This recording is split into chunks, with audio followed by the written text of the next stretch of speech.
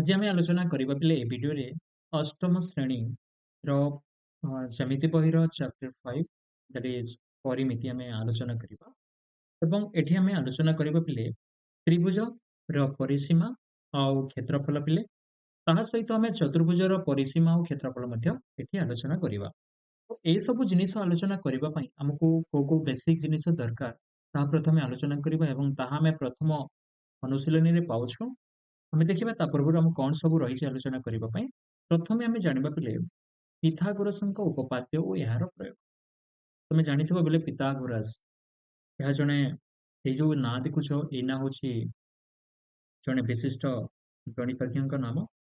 ଆଉ ସେ ଯୋଉ ଉପପାଦ୍ୟ ଦେଇଥିଲେ ପିଲେ ଯୋଉ ଉପପାଦ୍ୟ ଦେଇଥିଲେ ସେଇ ଉପପାଦ୍ୟ କଣ ଏବଂ ଏହାର ପ୍ରୟୋଗ ଆମେ କୋଉ କୋଉ ଜାଗାରେ ଆମେ କରୁଛୁ ତାହା ଆମେ ଏଠି ଜାଣିବା ପିଲେ। ତମେ ଦେଖିପାରୁଥିବ ଏଠି ଗୋଟେ ମୁଁ ତ୍ରିଭୁଜ ଏଠି ଡ୍ର କରିଦେଇଛି। এই ত্রিভুজର ନାଁ ମନେକର ହେଲା ପିଲେ ଏଟାକୁ ମୁଁ A ଦେଇଦଉଛି ଆଉ ଏଇ ଯୋଉ ପଏଣ୍ଟ ଦେଖୁଛ ପିଲେ ଏଇ ପଏଣ୍ଟକୁ ମୁଁ B ଦେଇଦେଲି ଆଉ ଏଇଟା ହଉଛି ମନେକର C। ଏ ତିନୋଟି ଶୀର୍ଷ ବିନ୍ଦୁକୁ ନେଇ ଗୋଟେ ତ୍ରିଭୁଜ ଆମେ ତିଆରି କରିଛୁ ଆଉ ତ୍ରିଭୁଜର ନାଁ ହଉଛି ABC ପିଲେ। ତ ଏଇ ଯୋଉ ପିଥାଗୋରାସ ଉପପାଦ୍ୟ ପିଲେ ଏହା ମୁଖ୍ୟତଃ ଆମେ କୋଉ ତ୍ରିଭୁଜରେ ଆମେ ପ୍ରୟୋଗ କରିବା ଏଇ ଉପପାଦ୍ୟକୁ ସେଟା ପ୍ରଥମେ ଜାଣିବା ନିହାତି ଦରକାର। ଆମ ପାଖରେ ତ ବହୁତ ଗୁଡିଏ ତ୍ରିଭୁଜ ଅଛି, ବୁଝିହେଲା କି ନାଇଁ ପିଲେ। ତ ଆମେ ଯୋଉ ପିଥାଗୋରାସଙ୍କ ଉପପାଦ୍ୟ ଆମେ କେବଳ ସମକୋଣୀ ତ୍ରିଭୁଜରେ ଆମେ ପ୍ରୟୋଗ କରିପାରିବା ବା ସମକୋଣୀ ତ୍ରିଭୁଜରେ ଏହା ସିଦ୍ଧ ହୁଏ, ବୁଝିହେଲା। ତ ଏଇଟା ତମେ ଦେଖିପାରୁଛ ଏଠି ଏଇ ଯୋଉ ତ୍ରିଭୁଜ ଆମେ ପାଉଛୁ ଏ B କୋଣ ହଉଛି 90 ଡିଗ୍ରୀ।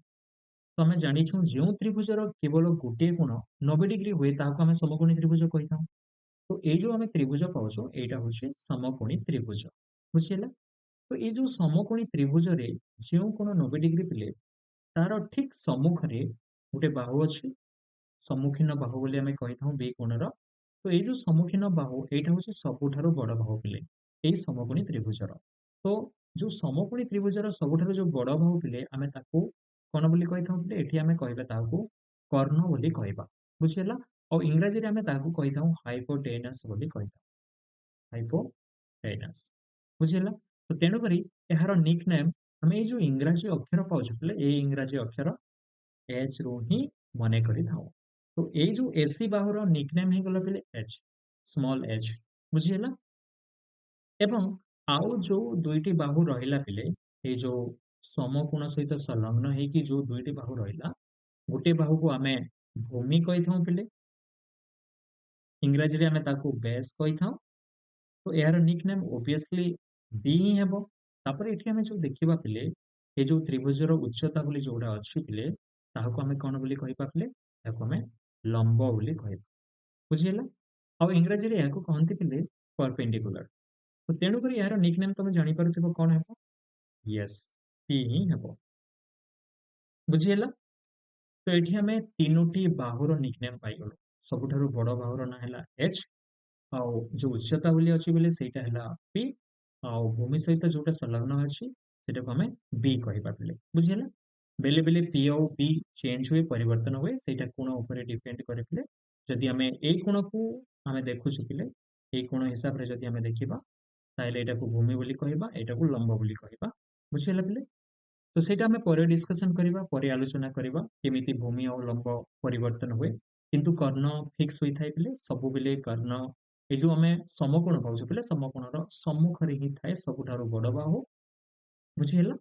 ତ ଯେତେବେଳେ ଆମେ H P B ଜାଣିଗଲୁ ପିଲେ ଆମ ପାଖରେ ତିନୋଟି ଅକ୍ଷର ଆସିଲା, ଗୋଟେ ହେଲା H ଏହାକୁ ଆମେ କର୍ଣ୍ଣ ବୋଲି କହୁଛୁ ପିଲେ, ଆଉ ଗୋଟେ ହେଲା ପିଲେ P ଯାହାକୁ ଆମେ କହୁଛୁ ଲମ୍ବ ବୋଲି ପିଲେ, ଆଉ ଗୋଟେ ହେଲା ପିଲେ B ଯାହାକୁ ଆମେ କହୁଛୁ ଭୂମି ବୋଲି।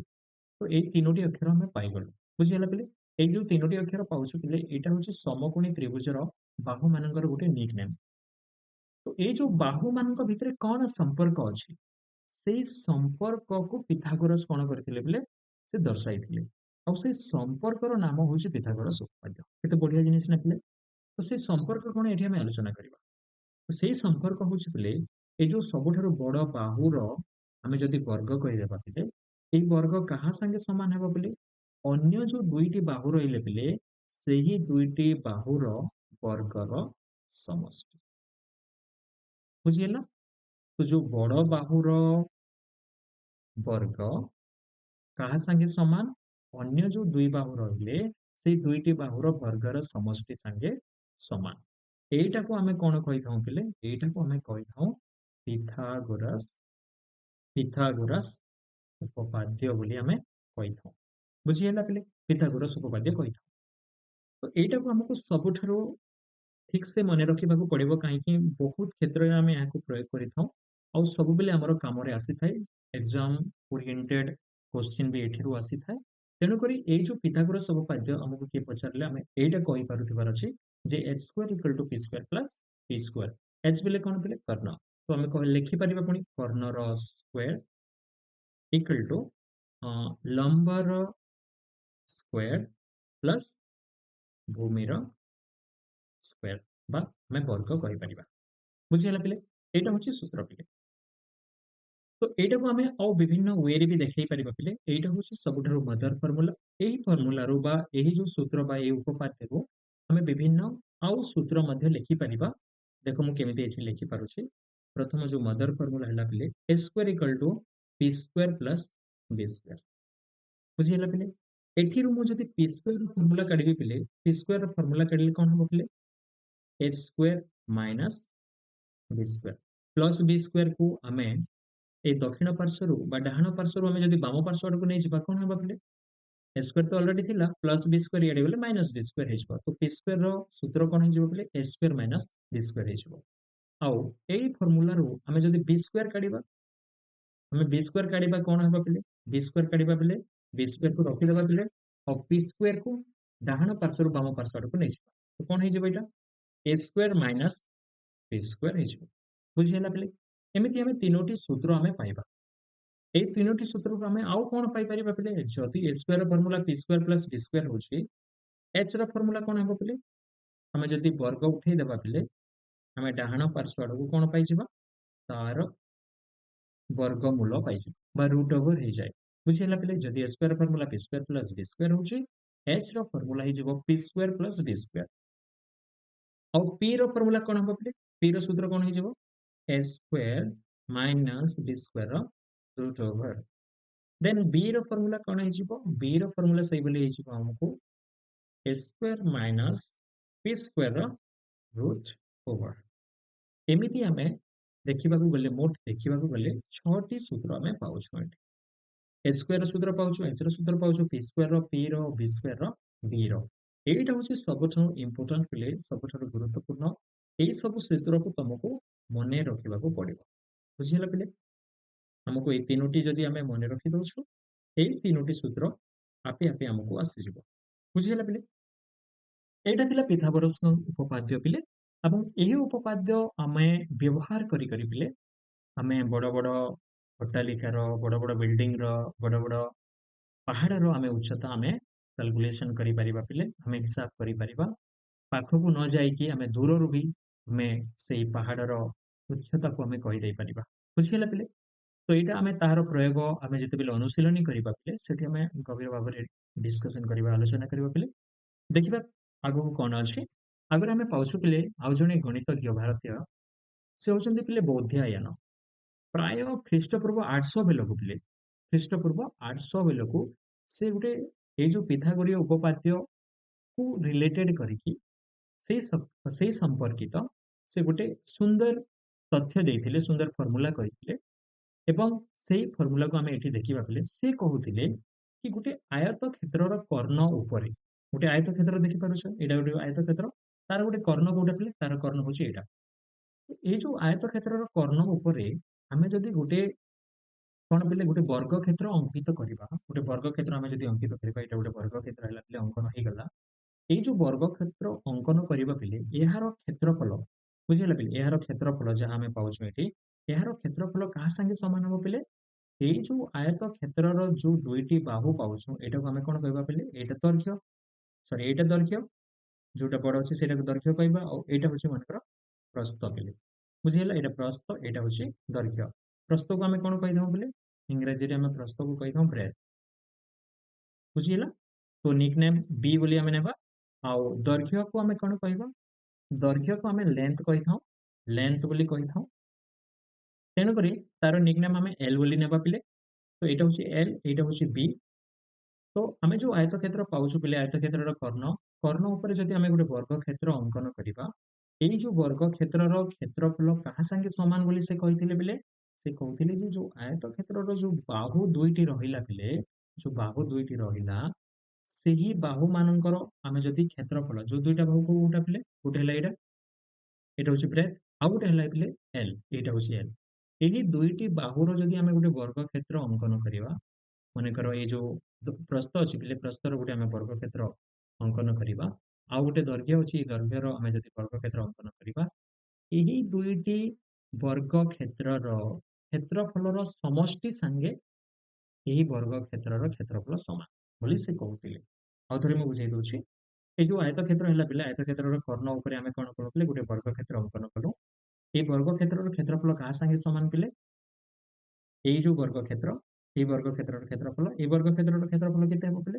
ଏଇଟା ଯଦି ତାର ବାହୁ b ହେଲା ଏଇଟା ବି ଯଦି b ଏଇଟା ବି b ହେବ କାହିଁକି ବର୍ଗକ୍ଷେତ୍ରର ସବୁ ବାହୁ ସମାନ ତ ଏହାର କ୍ଷେତ୍ରଫଳ କଣ ହେଲା ପିଲେ b ସ୍କୋୟାର ହେଲା b into b b square ହେଲା ଆଉ ଏହାର କ୍ଷେତ୍ରଫଳ କେତେ ହେବ ପିଲେ ଯେହେତୁ ଏହାର ଯୋଉ ଆମେ ପାଉଛୁ ବାହୁର ଦୈର୍ଘ୍ୟ l ବୋଲି ତେଣୁକରି ଏଇ ଯୋଉ ବର୍ଗକ୍ଷେତ୍ର ପାଉଛୁ ପିଲେ ଏଇ ବର୍ଗକ୍ଷେତ୍ରର କ୍ଷେତ୍ରଫଳ l ସ୍କୋୟାର ହେଇଯିବ ବୁଝିହେଲା তো এই ଯୋଉ ଆମେ ବଡଟା ଯୋଉ ବର୍ଗକ୍ଷେତ୍ର ପାଉଛୁ ପିଲେ ଏହି କ୍ଷେତ୍ରଫଳ କଣ ହେବ ଏଇ ଦୁଇଟି ବର୍ଗକ୍ଷେତ୍ରର କ୍ଷେତ୍ରଫଳର ସମଷ୍ଟି ସାଙ୍ଗେ ସମାନ ହେବ ବେଲେ କଣ ହେବ ପିଲେ l square plus b square ସାଙ୍ଗେ ସମାନ ହେଇଯିବ ବୋଲି ସେ କହୁଥିଲେ ବୁଝିହେଲା ପିଲେ তো এইটা হচ্ছে বলে ଭାରତୀୟ ଗଣିତଜ୍ଞ ବୌଦ୍ଧାୟନ ଖ୍ରୀଷ୍ଟପୂର୍ବ 800 ବେଳକୁ ସେ ଏଇ କଥା କହିଥିଲେ ତ ଏଇ ଯୋଉ କଥା କହିଥିଲେ ପିଲେ ଏଇଟା ଦେଖ ପିଲେ ଏଇଟା ପୁରା ଆମେ ଯଦି ଦେଖିବା ଏଇଟା ଆମର ଯୋଉ ପିଥାଗୋରୀୟ ଉପପାଦ୍ୟ ତା ସାଙ୍ଗେ ପୁରା ସମ୍ପର୍କିତ ପିଲେ ଏଇଟା କେମିତି L square plus B square ହେବ ପିଲେ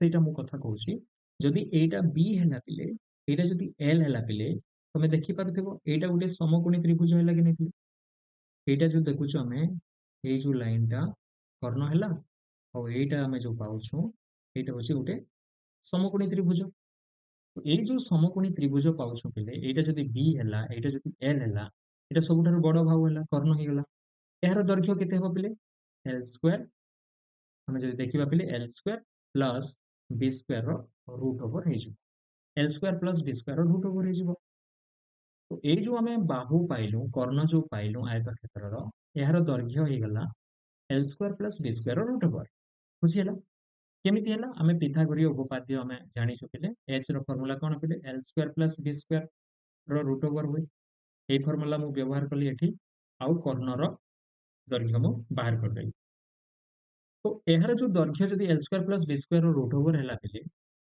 তো ଏଇ ଯୋଉ ବର୍ଗକ୍ଷେତ୍ର ଆମେ ପାଉଛୁ ଏଇ ବର୍ଗକ୍ଷେତ୍ରର କ୍ଷେତ୍ରଫଳ କେତେ ହେବ ପିଲେ ବର୍ଗକ୍ଷେତ୍ରର କ୍ଷେତ୍ରଫଳ ଆମେ ଜାଣିଛୁ ବାହୁ ଇଣ୍ଟୁ ବାହୁ ବୋଲି ବାହୁ ଇଣ୍ଟୁ ବାହୁ ଏଇଟା ତ ଆମେ ଜାଣିଛୁ ତ ବାହୁ ଆମକୁ ମିଳିଗଲା ତ ଏଇଟାକୁ ଯଦି ଆମେ ଦୁଇ ଥର ଗୁଣିଦେବା ପିଲେ କଣ ହେବ ପିଲେ ଦୁଇ ଥର ଗୁଣିଦେଲେ ଆମେ କଣ କରୁ ପିଲେ ସ୍କୋୟାର ଲଗେଇ ଦଉ ବାହୁ ଗୁଣନ ବାହୁ ବାହୁର ସ୍କୋୟାର ତ ସ୍କୋୟାର ଲଗେଇଦେବା ଏଠି ଆଉ ସ୍କୋୟାର ଲଗେଇଦେଲେ କଣ ହବ ପିଲେ ସ୍କୋୟାର ଆଉ ରୁଟ୍ ଓଭର କଟିଯିବ ସ୍କୋୟାର ଆଉ ରୁଟ୍ ଓଭର କଟିଗଲେ କଣ ହେବ ପିଲେ L square plus B square ହିଁ ହେବ ବୁଝିଗଲା ପିଲେ କଣ ହେବ ପିଲେ L square plus B square L square plus B square ହିଁ ହେବ ତ L square plus B square ତ ହେଇଛି ପିଲେ ଏଠି ଦେଖ ତ ଆମେ ଯଦି ପିଥାଗୋରୀୟ ଉପପାଦ୍ୟ ବ୍ୟବହାର କରିବା ତେବେ ମଧ୍ୟ ଏହି ବର୍ଗକ୍ଷେତ୍ରର କ୍ଷେତ୍ରଫଳ ସଠିକ ବାହାରୁଛି ତ ସେ ଡାଇରେକ୍ଟଲି ପିଥାଗୋରୀୟ ଉପପାଦ୍ୟ କଥା ନ କହିଥିଲେ ବି ଏଠି ପିଥାଗୋରୀୟ ଉପପାଦ୍ୟର ବ୍ୟବହାର ହେଇଯାଉଛି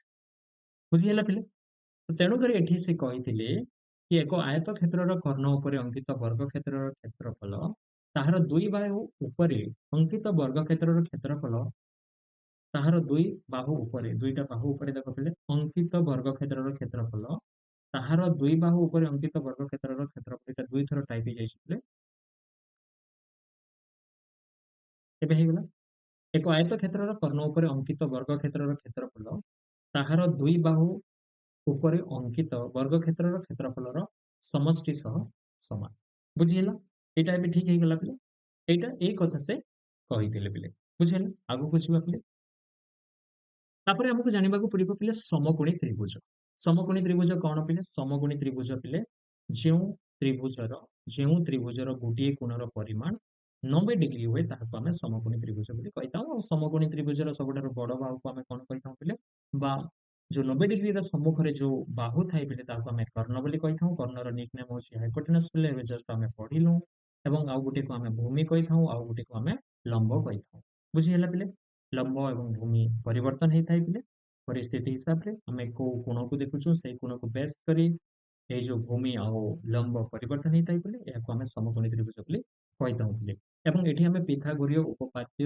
ଆମେ ପ୍ରୟୋଗ କରିପାରିବା ତ ପିଥାଗୋରୀୟ ଯୋଉ ଉପପାଦ୍ୟ ଅଛି ପିଲେ ଏହା କେବଳ ସମକୋଣୀ ତ୍ରିଭୁଜରେ ପ୍ରଯୁଜ୍ୟ ବା ଆମେ ବ୍ୟବହାର କରିପାରିବା ବୁଝିହେଲା ପିଲେ ତ ସମକୋଣୀ ତ୍ରିଭୁଜ ଦେଖିବାକୁ ଏଇପରି ପିଲେ କେବେ କେବେ ସେ ଏଇପରି ବି ହେଇଥାଏ ପିଲେ ଆମେ ଯୋଉଠି ବି ଗୋଟେ 90 डिग्री କୋଣ ଯଦି ଆମେ ପାଉଛୁ ଏଠି ଯଦି ଆମେ 90 डिग्री ଆମେ ପାଇଲୁ ପିଲେ ଏଇଟା ବି ସମକୋଣୀ ତ୍ରିଭୁଜ ହେଇଗଲା ଆମକୁ ବୁଝିବାକୁ ପଡିବ ସମକୋଣୀ ତ୍ରିଭୁଜର ସମ୍ମୁଖରେ ଯୋଉଟା ଥାଏ ପିଲେ ସେଇଟା ହଉଛି କର୍ଣ୍ଣ ଆଉ ଗୋଟେ ହେଲା ଭୂମି ପିଲେ ଆଉ ଗୋଟେ ହେଲା ପିଲେ ଲମ୍ବ ବୁଝିହେଲା ପିଲେ ତ ଏଇଟା ଥିଲା ସମକୋଣୀ ତ୍ରିଭୁଜ ପିଲେ ସମକୋଣୀ ତ୍ରିଭୁଜରେ ଆମେ ପିଥାଗୋରୀୟ ଉପପାଦ୍ୟ ବ୍ୟବହାର କରିଥାଉ ନେକ୍ସଟ ଆମେ ଯିବା ପିଲେ ପିଥାଗୋରସ ଉପପାଦ୍ୟ ପିଥାଗୋରସ ଉପପାଦ୍ୟ ଏବେ ବର୍ତ୍ତମାନ ଆମେ ଡିସ୍କସନ କରୁଥିଲେ ସେଇଟା କଣ ପିଲେ a square equal to b square plus d square ଏଟାକୁ ଆମକୁ ସବୁବେଳେ ମନେ ରଖିବାକୁ ପଡିବ ବୁଝିହେଲା ପିଲେ କଣ ପିଲେ କର୍ଣ୍ଣର ବର୍ଗ କାହା ସାଙ୍ଗେ ସମାନ ପିଲେ ଭୂମି ଏବଂ ଲମ୍ବ ଭୂମିର ବର୍ଗ ଏବଂ ଲମ୍ବର ବର୍ଗର ସମଷ୍ଟି ସାଙ୍ଗେ ସମାନ ପିଲେ ଏଇଟା ଥିଲା ପିଥାଗୋରସ ଉପପାଦ୍ୟ ପିଲେ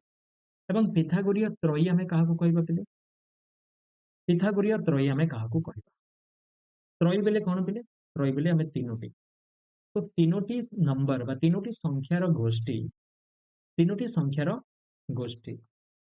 ଏଇ ଯୋଉ ତିନୋଟି ସଂଖ୍ୟା ଆମେ ପାଇବା ତିନୋଟି ସଂଖ୍ୟାର ଗୋଷ୍ଠୀ ଯଦି ସେମାନେ ପିଥାଗୋରୀୟ ଉପପାଦ୍ୟକୁ ବା ପିଥାଗୋରସ ଯୋଉ ଉପପାଦ୍ୟ ଅଛି ପିଲେ ତାହାକୁ ଯଦି ସିଦ୍ଧ କରିବେ ହେଲେ ସେଇ ତିନୋଟି ନମ୍ବରକୁ ଆମେ ବା ସେଇ ତିନୋଟି ସଂଖ୍ୟାକୁ ଆମେ ପିଥାଗୋରୀୟ ତ୍ରୟୀ ବୋଲି କହିବା କେମିତି ପିଲେ ଦେଖିବା ମୁଁ ଗୋଟେ ନମ୍ବର ଲେଖୁଛି ପିଲେ ମୁଁ ଗୋଟେ ନମ୍ବର ଲେଖିଲି 3 4 ଆଉ 5 ବୁଝିହେଲା ପିଲେ ଏଇ ଯୋଉ ନମ୍ବର ମୁଁ ଲେଖିଲି ପିଲେ ଏଇଟାକୁ ଆମେ ପିଥାଗୋରୀୟ ତ୍ରୟୀ କହିପାରିବା କି ଯଦି କହିପାରିବା କେମିତି କହିପାରିବା ଯଦି ଏଇ ଯୋଉ ପିଥାଗୋରସ ଆମେ ଉପପାଦ୍ୟ ପାଉଛୁ ଏଇଟାକୁ ସେ ସିଦ୍ଧ କରୁଥିବ ଯଦି h ସବୁଠାରୁ ବଡ ବାହୁ ପିଲେ h ଏଇଟା ହେଇଯିବ 5 ଯଦି 3 ର ସ୍କ୍ୱାର 4 ର ସ୍କ୍ୱାର ର ସମଷ୍ଟି 5 ର ସ୍କ୍ୱାର ସାଙ୍ଗେ ଯଦି ସମାନ ହଉଛି ପିଲେ ଆମେ ଚେକ୍ କରି ଦେଖିବା ପିଲେ ଯଦି ସମାନ ହଉଛି ତେବେ ଯାଇ ଆମେ 3 4 5 କୁ ଆମେ ପିଥାଗୋରୀୟ ତ୍ରୟୀ ବୋଲି କହିପାରିବା କେମିତି ପିଲେ ଦେଖ ଆମେ ଚେକ୍ କରିବା LHS ପାର୍ଟ କୁ ଦେବା LHS ରେ କଣ ଅଛି ପିଲେ 3 ର ସ୍କ୍ୱାର 9 ହେବ ପିଲେ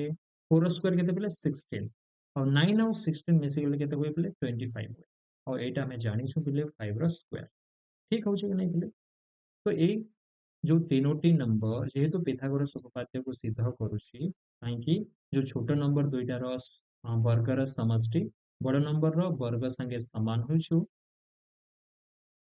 जाउछि पिले तेणु करी हमें एहाको कहि परिबा पिथागोरीय त्रयी बोली कहि परिबा बुझि ହେଲା पिले बहुत सुंदर पिथागोरीय त्रयी बा निर्णय करिबा भी इजी पिले हमें जस्ट नेक्स्ट स्लाइड रे हमें पढिबा कि ता पूर्व हमें देखिबा पिले मौलिक पिथागोरीय त्रयी काहाको कहबा बुझि ହେଲା पिले मौलिक पिथागोरीय त्रयी एटा देख पिले एटा होची पिथागोरीय त्रयी सब बुझिला पिले काहेकि हमें 3 रो स्क्वायर प्लस 4 रो स्क्वायर गले हमें 5 रो स्क्वायर पाइबा तेनु करे एटा पिथागोरीय त्रयी एठी भी तमे देखिबो पिले निर्णय करि देखिबो 5 रो स्क्वायर और 12 रो स्क्वायर कले और मिसई देले हमें 13 रो स्क्वायर पाउछु बुझिला तेनु करे एटा गोटे भी पिथागोरीय त्रयी एठी हमें देखिबो पिले 7 रो स्क्वायर करिबा प्लस 24 रो स्क्वायर करिबा बेले हमें 25 रो स्क्वायर पाइबा केते बढ़िया जिनिस पिले देखा पिले এবং এଠି তুমি দেখো পিলে 8 ର ସ୍କ୍ୱାର ପ୍ଲସ 15 ର ସ୍କ୍ୱାର କରିବ ବେଲେ 17 ର ସ୍କ୍ୱାର ତମେ ପାଇଯିବ and here 9 ର ସ୍କ୍ୱାର ପ୍ଲସ 40 ର ସ୍କ୍ୱାର equal to 41 ର ସ୍କ୍ୱାର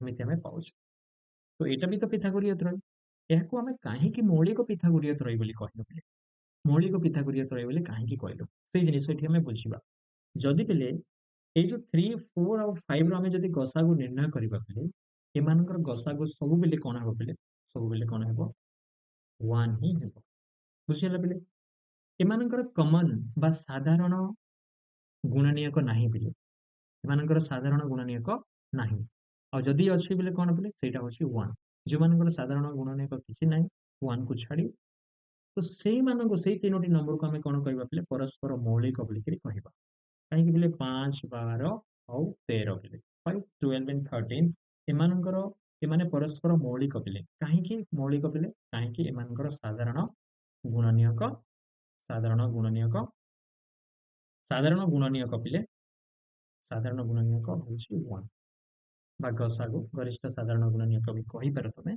एठी 1 होउछि सबठारु बड़ गुणनीयक होउछि 1 तेनु करी एई जो आमे त्रयी पाउछु पिले एई त्रयी गुडा को आमे कोन कहबा पिले आमे मौलिक पिथागोरीय त्रयी बोली कहबा बुझिला पिले बहुत इजी जिनिस एइडा तापरे आमे देखिबा पिले पिथागोरीय त्रयी रो निर्णय केमति करिबा बुझिला पिले ए जो पिथागोरीय त्रयी को आमे केमिति निर्णय करिबा माने कर जे कोनोसी दुईटी संख्या माने कर m हैला पिले आ गुटे संख्या माने कर n हैला बुझिला पिले दुईटी संख्या हम पाखरे अछि आउ जदी एठी कोन हैला पिले माने कर m ग्रेटर देन n हैला m बड़ गोटे नंबर दुईटा समान नहे पिले गोटे नंबर बड़ आ गोटे नंबर छोट जदि m ग्रेटर देन n बा m जदि बड़ हैला n ठारू पिले तेबे आमे पिथागोरीय त्रयी आमे केमिति निर्णय करिबा फर्स्ट पिथागोरीय प्रथम जो पिथागोरीय त्रयी रो प्रथम नंबर कोन हेबो द्वितीय नंबर कोन हेबो तृतीय नंबर कोन हेबो सेटा आमे जानिबा और एटा होछि इंपोर्टेंट पिले बुझिला तो प्रथम जो पिथागोरीय त्रयी हेबो पिले एठी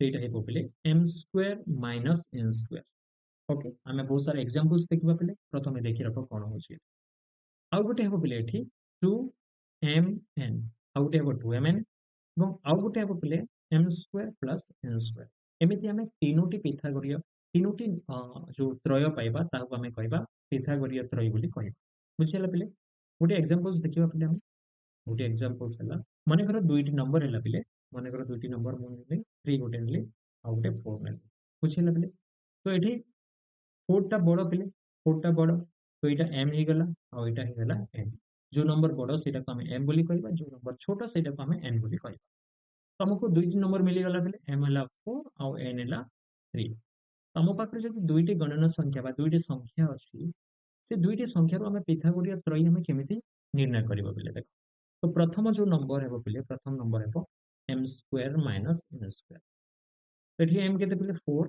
4 रो स्क्वायर माइनस 3 रो स्क्वायर कोन हेबो पिले एटा 4 रो स्क्वायर 16 माइनस 3 रो स्क्वायर 9 और 16 रो 9 गले केते पिले 7 एटा गोटे नंबर मिली गला हमको और सेकंड नंबर कोन पिले 2mn 2mn तो 2m जगह रे केते लिखिबा पिले 4 और n जगह रे हमें लिखिबा 3 तो एटा हिजबो 2 4 जा 8 8 3 जा 24 बुझियला तापर पिले नेक्स्ट नंबर होची सेटा हला n square plus n square m जगह रे हमें केते लिखिबा पिले m जगह रे हमें 4 रो स्क्वायर बुझियला तापर प्लस n स्क्वायर अछि n जगह रे हमें लिखिबा 3 रो स्क्वायर तो कोन हिजबो एटा 16 4 रो स्क्वायर 16 हुए पिले प्लस 3 रो स्क्वायर 9 एंड 16 एंड 9 मिसी गले केते हो पिले 25 बुझियला पिले तो हम पाखरे जो पिथागोरीय त्रयी हला पिले गोटे 7 24 और 25 एटा हिजबो पिथागोरीय त्रयी तमे ट्राई करि परिबो पिले 7 रो स्क्वायर प्लस 24 रो स्क्वायर जदि हमें करबा सेटा 25 रो स्क्वायर ही हम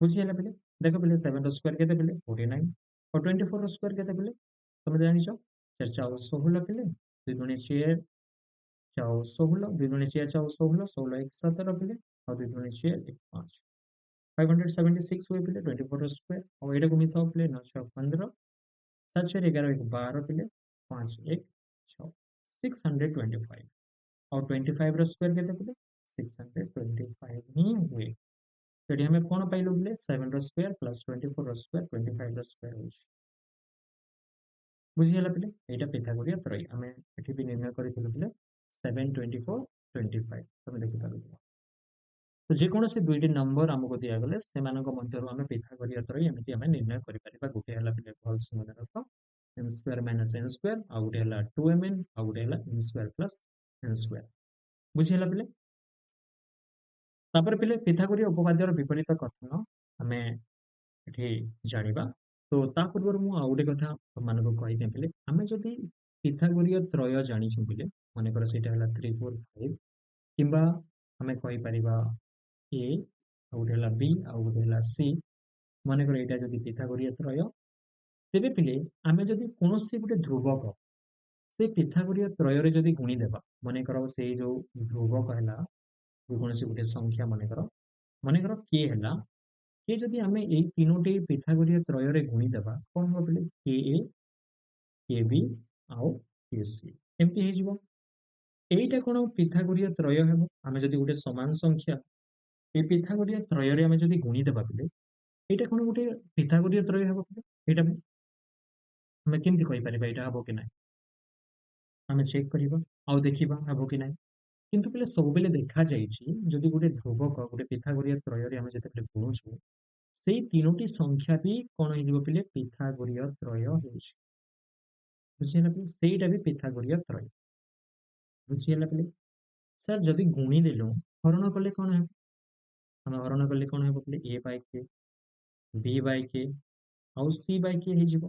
ଆମେ ହରଣ କଲା ପରେ ବି ଯୋଉ ତିନୋଟି ସଂଖ୍ୟା ପାଇବା ସେଇଟା ବି ପିଥାଗୋରୀୟ ତ୍ରୟ ହେଉଛି।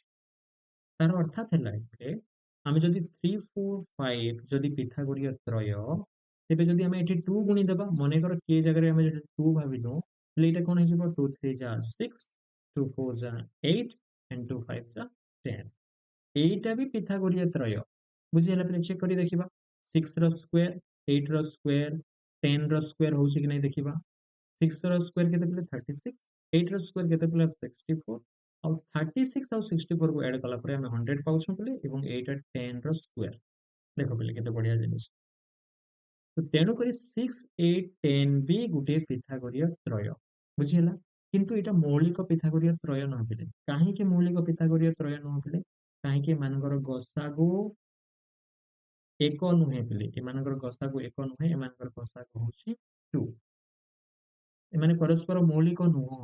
ତେଣୁକରି ଏଇଟାକୁ ଆମେ ମୌଳିକ ପିଥାଗୋରୀୟ ତ୍ରୟ କହିପାରିବାନି। କେବଳ ଆମେ ପିଥାଗୋରୀୟ ତ୍ରୟ କହିପାରିବା। ବୁଝିହେଲା ପିଲେ?